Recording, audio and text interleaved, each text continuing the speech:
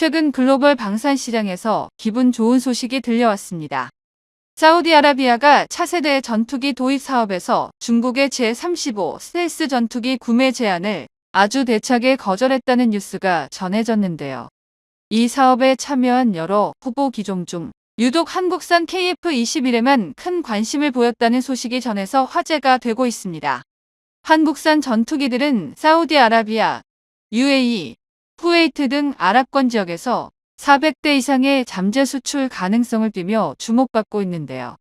전투기 경쟁이 극명하게 갈리며 중국은 쪽박을, 한국은 대박을 터뜨린 이 상황 속에서 어떤 일이 있었는지 그 배경을 빠르게 한번 살펴보겠습니다. 전투기를 수출하는 거의 모든 국가들은 경쟁적으로 방산 시장의 큰 손인 사우디아라비아에 전투기를 팔려고 했습니다. 외신에 따르면 사우디가 젠-35를 거부한 사건은 중국의 중동 무기 전환 노력에 완벽히 찬물을 끼얹은 것이라고 분석했습니다.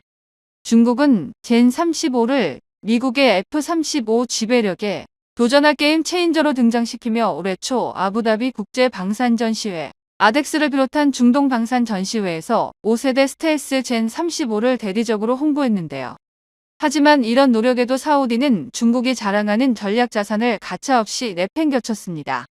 단독 거절이라는 치욕스러운 결과가 중국산 무기에 대한 해외 평가라는 것을 보여주는 겁니다. 사우디는 중국과 그동안 여러 합동 군사훈련을 진행해왔지만 전투기 같은 핵심 플랫폼에는 전혀 손을 대지 않았습니다. 전문가들은 사우디가 젠-35를 거절한 주된 이유를 기체의 신뢰성 부족으로 꼽고 있는데요. 제인스 디펜스 위클리의 분석가는 중동은 새로운 플레이어가 깨기 어려운 너트라며 가격보다 신뢰가 우선이라고 지적했습니다. 아시다시피 중동의 석유 부국들에게 검증되지 않았으나 가격만 저렴한 젠-35보다 가격이야 어찌됐든 우선 신뢰할 수 있는 기술을 선호한다는 것입니다. 젠-35에는 미완성 엔진인 WZ 계열 중국산 엔진을 탑재하고 있기 때문인데요.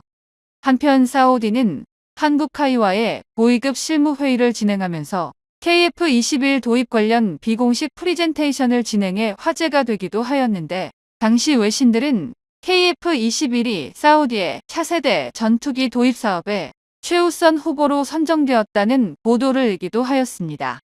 아랍 디펜스에서도 사우디아라비아가 왜 KF-21을 선호하는지 분석했는데 KF-21이 전투기 시장에서 중국산 전투기의 영향력을 없애버릴 것이라는 제목의 기사에서 자세히 설명했습니다. 먼저 KF-21은 유럽산 전투기에 비해 저렴한 가격으로 비슷하거나 더 뛰어난 성능을 제공한다며 이에 비하면 중국산 젠-35는 판매 및 유지 관리 전략의 약점으로 높은 비용을 지적했습니다.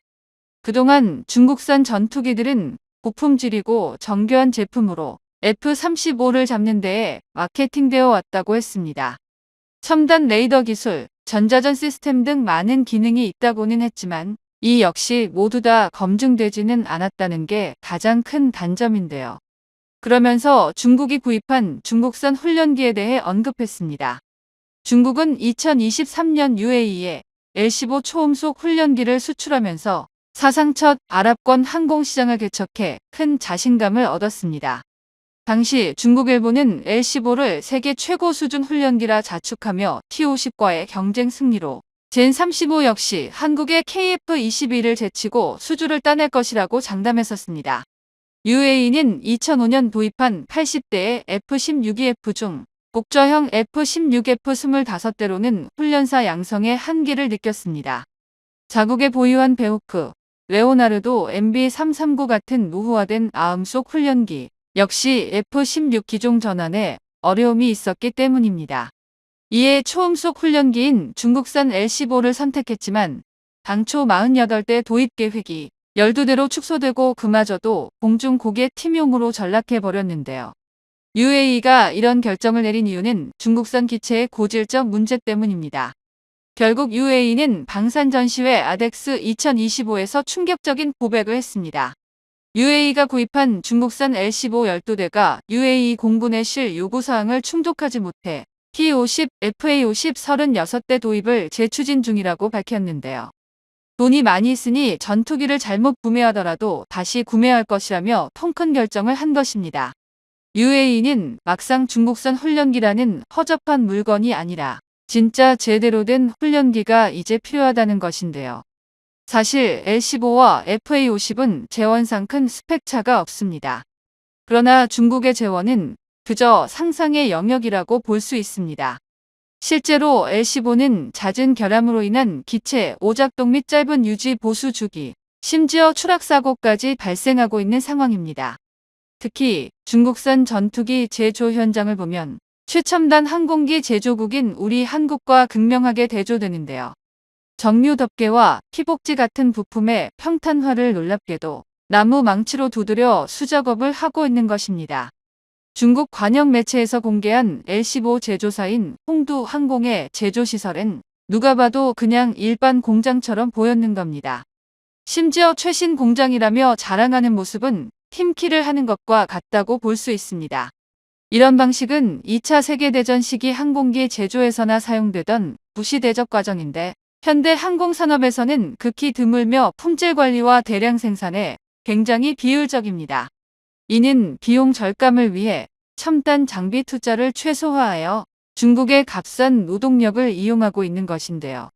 왜 L-15가 저렴했는지 알 수 있는 부분인데 애초에 품질로는 비교가 안 될 거니 그냥 가격으로 후려치겠다는 것입니다.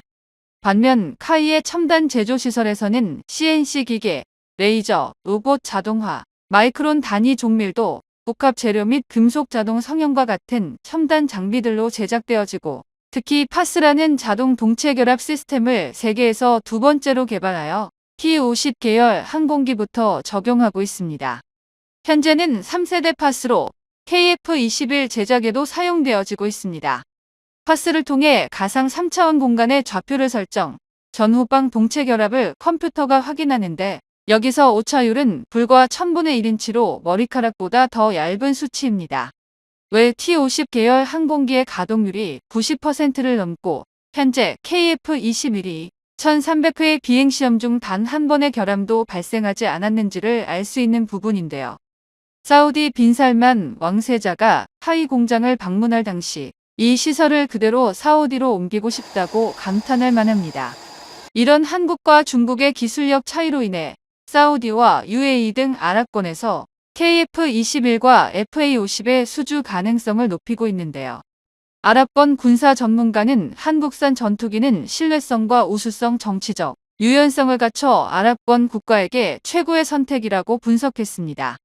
지난해 1월에는 영국 BAE 시스템즈가 유럽 파이터 타이푼 수십 대가 사우디에 추가 수출 가능성이 있다고 주장했고 그로부터 며칠 뒤 미국 보잉이 사우디에 F-15X를 수출할 가능성이 크다는 입장을 다시 며칠 후에는 러시아 국영 무기 수출 기업이 수호이 57이와 수호이 75 등 전투기가 사우디에 수출될 수 있다고 밝혔습니다.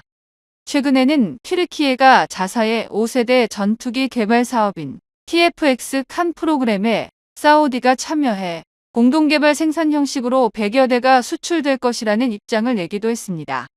그런데 최종 승자는 한국의 KF-21이 될 것이라는 전망이 나오고 있습니다. 이미 중동 현지 언론은 이를 보도하고 있습니다.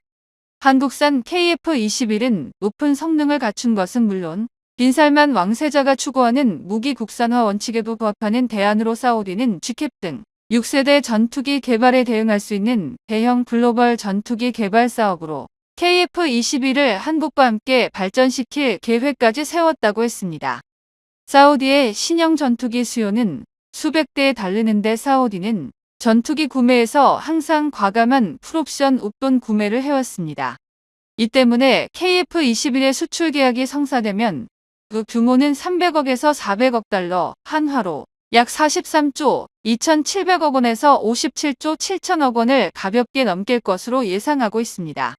최대 거의 60조 원에 해당하는 거대 프로젝트가 될 수 있다는 것입니다. 이에 가장 먼저 탐을 냈던 중국에서는 그야말로 눈이 뒤집힐 정도로 놀라는 눈치인데요. 사실 그동안 중동이나 중남미에서 전투기를 팔기 위해 가장 노력한 나라는 중국이었습니다. 중국은 그동안 한국산 전투기에 대해서 깎아내리고 형편없는 9세대 전투기라고 치부해왔는데요. 사우디와 UAE가 돈도 많은데 F-35를 살 수 있지 않겠냐고 하지만 현실은 다릅니다. 최근 트럼프 대통령이 인도에 F-35 수출 가능성을 제시했기에 중동 국가들 역시 희망이 생긴 것 같아 보이지만 이는 사실상 불가능한 미션인데요.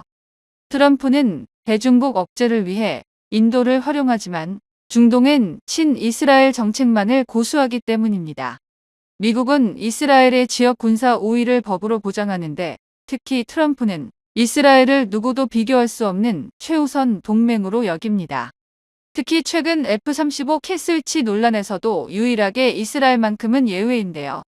외신 프레시 리포트에 따르면 이스라엘은 F-35 아디르를 미국의 감독 없이 독립적으로 맞춤화하고 유지 관리할 수 있는 유일한 국가라고 했습니다. 심지어 이스라엘은 F-35의 공동개발국 지위도 아니라는 게 어이없게 만들었습니다. 또한 최근 트럼프가 알래스카 LNG 개발과 그린란드 구매를 추진하는 계획 역시 중동 국가들의 에너지 영향력을 축소시켜 더욱 친이스라엘 정책을 마음껏 추진하겠다는 발상에서 비롯된 것입니다. 이런 상황에서 사우디와 UAE 같은 중동 국가들이 신뢰할 수 있는 파트너는 한국밖에는 없는 상황인데요.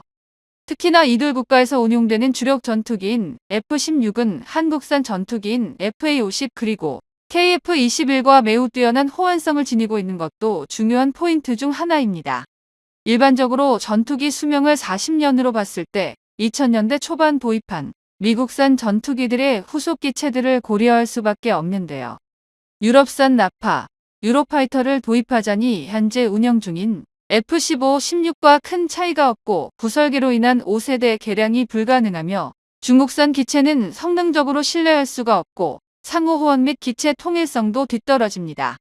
여기 미국산 전투기는 판매 불가 입장에 6세대 기체들은 각국의 지분 싸움으로 언제 실현될지 미지수니 결국은 KF-21로 선택이 모아지고 있는 것입니다. 중국은 신뢰성 부족으로 중동에서 외면당하고 있고 반면 한국산 전투기들은 기술력과 실적으로 400대 이상 수출을 준비하고 있는 상황입니다.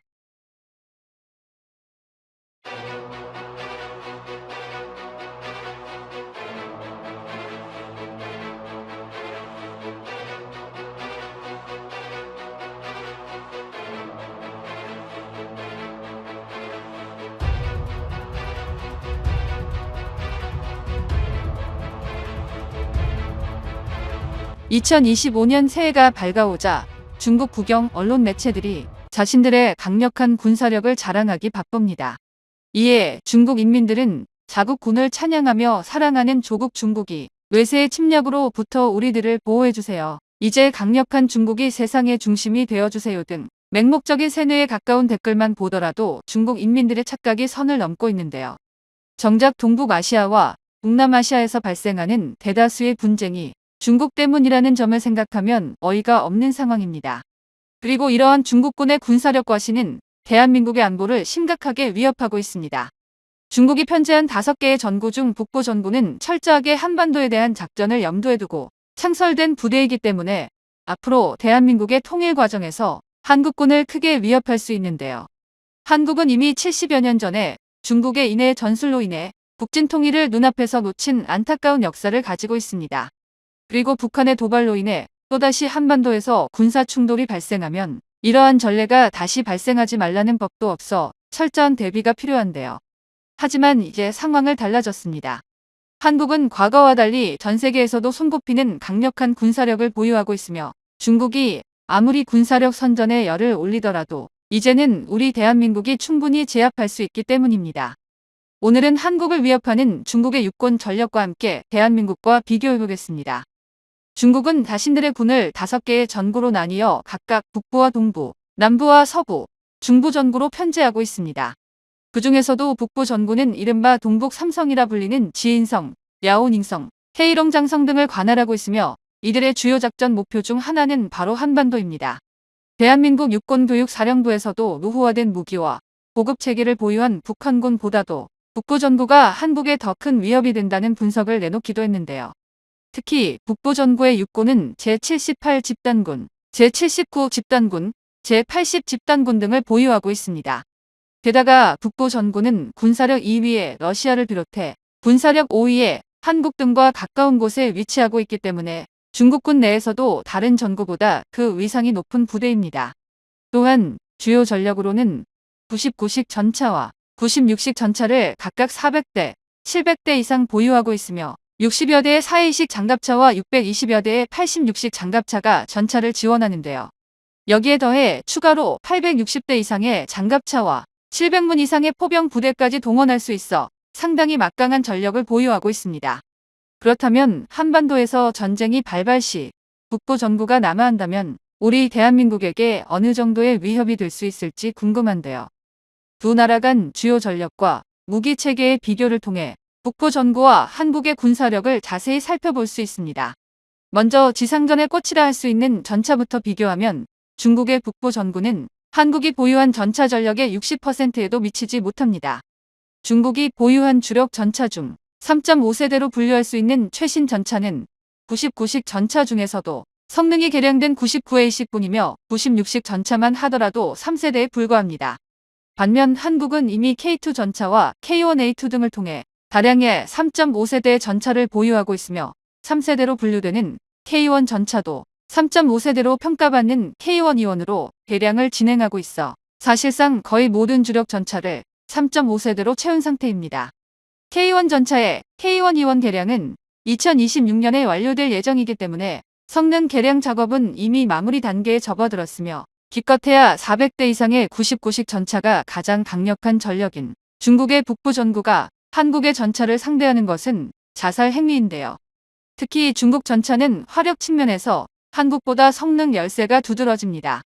가장 최신 성능을 보유한 99A식과 99식조차도 중국이 자체적으로 개발한 날개 안정 분리 철갑탄을 사용하면 650mm 수준의 관통력을 내는 것이 한계입니다.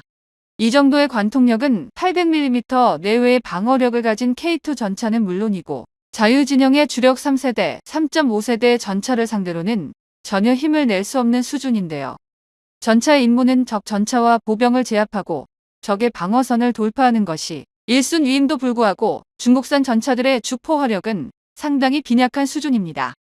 반면 한국의 K2 전차는 K279 날개 안정분리 철갑탄을 사용할 경우 최소 700mm 중반대에서 최대 800mm 초중반대 수준의 관통력을 확보할 수 있습니다.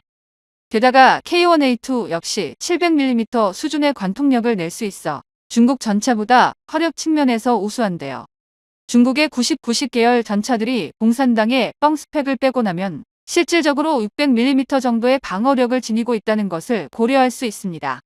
한국 전차들은 중국 전차들을 상대로 일격의 격파가 가능한 화력을 보유하고 있어 주력 전차 간의 지상교전은 명백히 한국이 우위에 있습니다.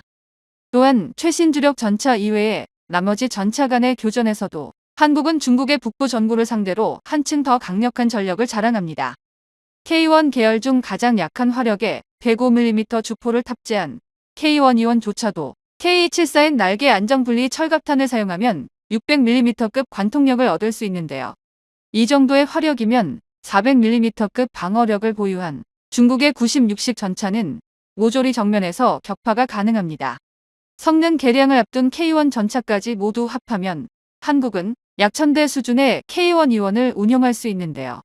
700대 수준의 96식 전차를 보유한 북부 전구는 한국이 보유한 전차 중 가장 약한 K1E1에도 일방적으로 사냥당할 수밖에 없는 처지입니다. 따라서 북부 전구가 자신들의 전차를 믿고 압록강을 넘는다고 할지라도 한국을 위협할 수준의 전력을 투사하기 어렵습니다. 여기에 더해 전차를 보조할 수 있는 장갑차 전력도 북부 전구가 한국보다 한참 열세인데요. 한국은 주력 장갑차로 K21을 400대 이상 운용하고 있지만 중국의 북부 전구는 이를 상대할 수 있는 장갑차가 겨우 60여 대 수준의 04A식 장갑차가 전부입니다. 04A식 장갑차는 100mm 저압포를 장착하고 있어 경장갑을 상대로 한 화력은 제법 강력한 축에 속합니다. K21도 40mm 기갑포를 앞세워 북한의 구식 전차들을 관통할 수 있을 정도의 화력을 보유하고 있지만 4A식 장갑차의 화력도 한국이 무시할 수는 없는 수준입니다. 그러나 04A식 장갑차는 강력한 주포 성능에 비해 방어력이 상당히 뒤떨어지는 치명적인 약점을 가지고 있는데요. 한국의 K21이 복합 소재의 장갑과 각종 합금을 사용하여 최대한 방어력을 확보하기 위해 노력한 것과 달리 04A식 장갑차는 단순한 강철 장갑을 활용했기 때문에 상대적으로 부족한 방어력을 가지고 있습니다. 게다가 04A식 장갑차는 북부 전구가 보유한 수량이 너무 적기 때문에 K-21을 상대로 너무나 뚜렷한 수적 열세가 발목을 잡을 것입니다. 마지막으로 보병과 전차 장갑차의 원활한 기동을 위해 화력을 지원하는 포병 전력도 중국의 북부 전구는 한국의 상대가 되지 못하는데요. 중국이 보유한 자주포 중에서 가장 최신형 자주포는 PCL-181과 PLZ-05가 있습니다. PCL-181은 차륜형 자주포로서 최대 사거리가 40km, 분당 최대 발사 속도는 4발의 성능 재원을 가지고 있으며 PLZ-05는 최대 사거리가 50km, 분당 최대 발사 속도는 4-5발의 성능 재원을 가지고 있습니다. 두 자주포 모두 최대 사거리와 분당 발사 속도가 K9 자주포보다는 한참 떨어지는데요. K9 자주포는 최신형 사거리 연장탄을 사용하게 되면 최대 60km에 육박하는 사거리를 확보할 수 있을 뿐만 아니라 분당 6발의 최대 발사 속도를 가지고 있기 때문에 단기간에 화력을 집중할 수 있습니다.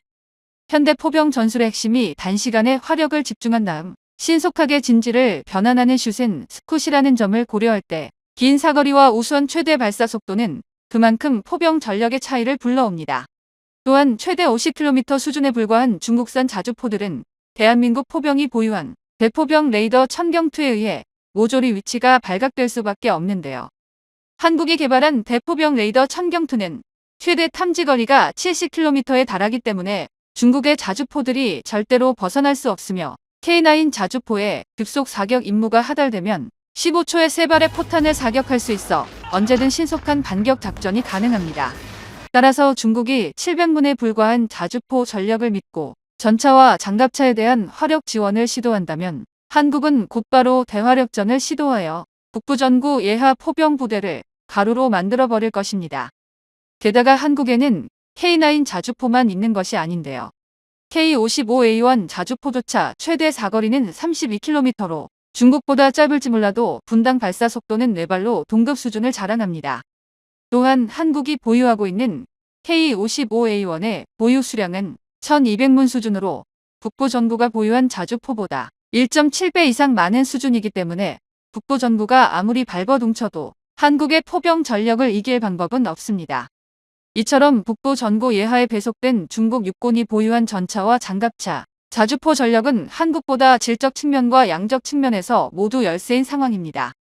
그럼에도 불구하고 중국은 북한에 대한 영향력을 놓지 않으려 하고 있으며 한국과 군사적 긴장도를 높이고 있는데요.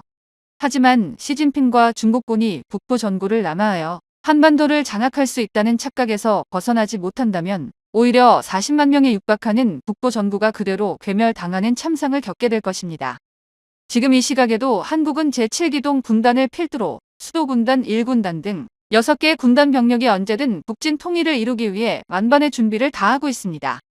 앞으로 K3 전차와 K9A3 등 차세대 무기의 개발과 실전 배치가 완료된다면 이들의 전력은 지금과는 차원이 다른 수준으로 강화될 것인데요. 앞으로 대한민국 군 당국은 압도적인 전력을 기반으로 북한과 중국을 모두 제압할 수 있는 역량을 유지해야 할 것입니다.